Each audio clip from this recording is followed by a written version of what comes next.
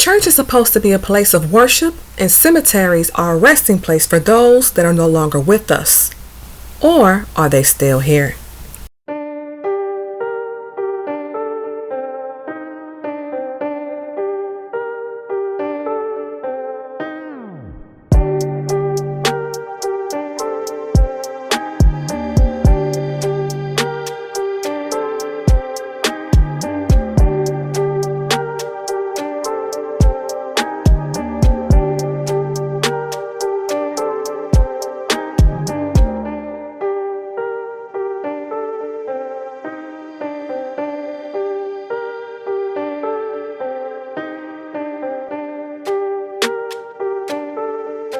Want to hear another ghost story?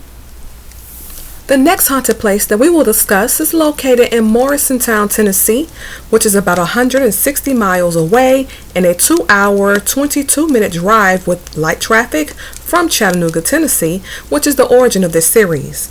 Morristown is a city that sits in Hamblin County and extends into Jefferson County as well. It is located in the ridge and valley of the Appalachian Mountain Range.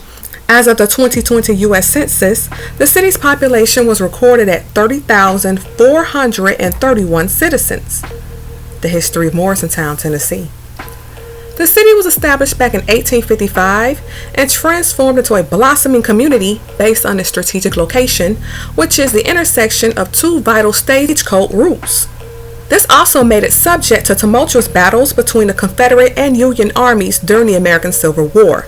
The area was originally inhabited by the Cherokee Native American tribes prior to the European settlements in the area. The settlement itself was established by a pioneer and farmer named Gideon Morris, whom came with his brothers Daniel and Absalom from the Watauga settlement, which was a semi-autonomous government based on a land leased to European settlers from inhabiting the Cherokee tribes. However, prior to Gideon Morris' settlement, he fought with John Sevier during the Cherokee expedition in 1776.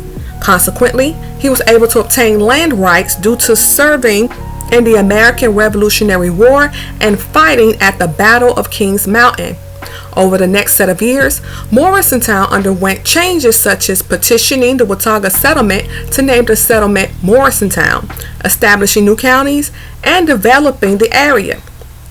There was even a temporary hospital that treated smallpox during the American Civil War.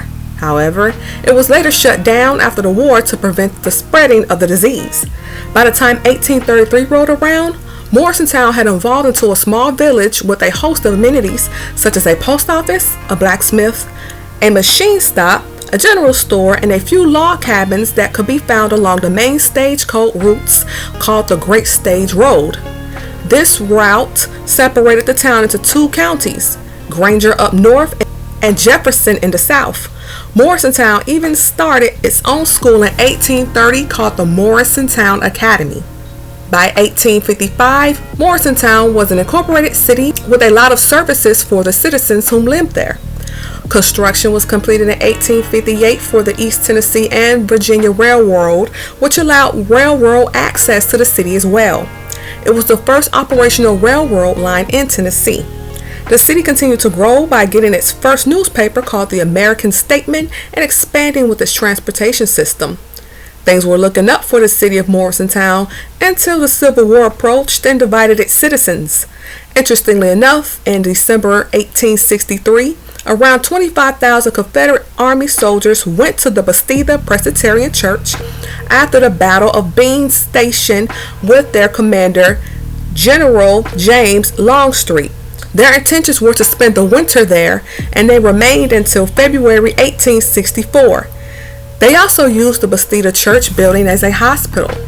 Unfortunately, there were some unfriendly encounters with military forces in October and November of 1864. For example, on October 28, 1864, the Union General Alvin C. Gillem attacked the Confederate Army under John C. Vaughan in the bloody Battle of Morristown. The armies fought all around town, and Gilliam routed the Confederate Army into what is now known as the Vaughan's Stampede, due to Vaughan being forced to retreat to Carter Station on the Watauga River located in the northeastern region of Tennessee. This particular battle led to 335 casualties. In addition to the Battle of Bull's Gap, aka Gilliam's Stampede, in November of 1864. The Confederate soldiers triumphed over the Union troops and chased them westward towards a defensive position in Strawberry Plains near Knoxville, Tennessee. Unfortunately, during the chaos, a cannonball actually pierced through one of the church's walls, which caused structural damage to the building. It was later repaired by reinforcing the walls with iron rods. Also during this time, the Union Army utilized the church as a makeshift hospital as well for the wounded soldiers. However, a large amount of both the Confederate and Union soldiers were placed in the Bethesda Church Cemetery due to not making it. Sadly, over 80 of the soldiers buried were unidentified. Keep that in mind. After the war, Morristown became subject to the Industrial Revolution. Its companies flourished and the railroad access expanded vastly as a prominent logistics hub during the 20th century.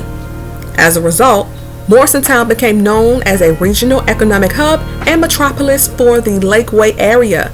Its industrial sector grew into a market with over 30,000 employees and 100 companies. The Bethesda Church. The Bethesda Presbyterian Church was originally in Russellville, Tennessee, located in the U.S.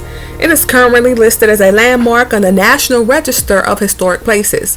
When the Civil War started to approach, the congregation was divided between support for the Union and support for the Confederate armies.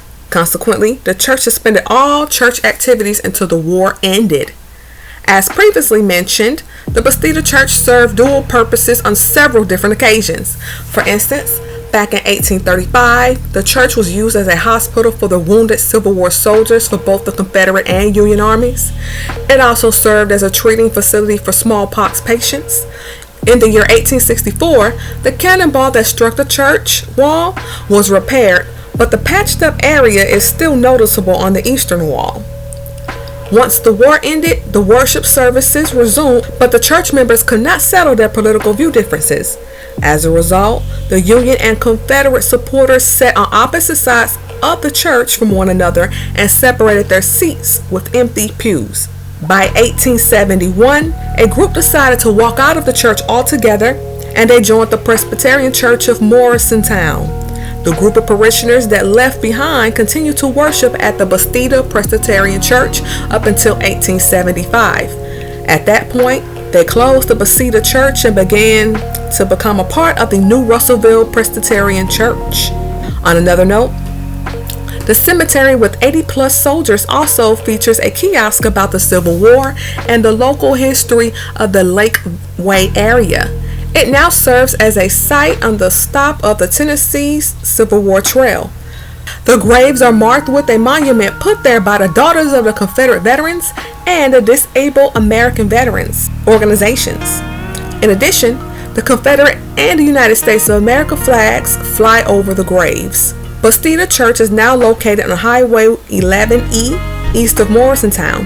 The church itself is said to be a quaint old building with, quote, high back pews and an enclosed pulpit. It's one of the oldest churches in a section of the state, end quote, per visit morristown.com website. The Bethesda Church is also said to still host an occasional worship service, maybe even to those that are no longer breathing. The Hauntings. Now, according to reports and the local residents' experiences, there are frequent hauntings that occur in both the Bethesda Church and cemetery. One of the legends stated that the apparitions of the restless Confederate soldiers are seen inside and outside of the church buildings. They are said to be aggressive towards visitors of the cemetery. There's also a story about the sighting of a ghostly weeping woman who can be seen on the far side of the cemetery. They say her cries are often heard late at night. This often occurs near a family plot of a couple and their daughter who died on the same day as her birth. This is said to be a highly active area. The weeping woman is said to be at this gravesite the most. Side note, we have covered several stories that mention a weeping woman crying in cemeteries and sometimes wearing white. Those include the Battle of Chickamauga, Rotherwood Mansion, just to name a few. You can feel free to check the playlist, but this is not uncommon. Other reports say that the church has spirits inside of it that were from the Civil War's makeshift hospital era. Paranormal enthusiasts believe that the spirits are trapped inside due to it being boarded up.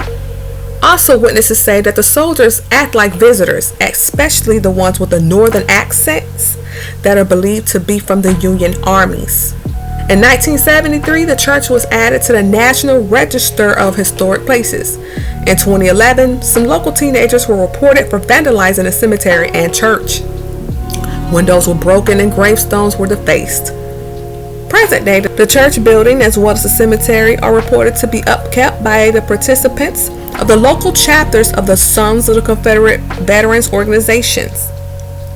Also, it has a Civil War trail sign that displays its place in history for the American Civil War, and there's also an honorary plaque for the fallen Civil War veterans. Overall, there's always more than meets the eye when it comes to churches and cemeteries with complicated histories.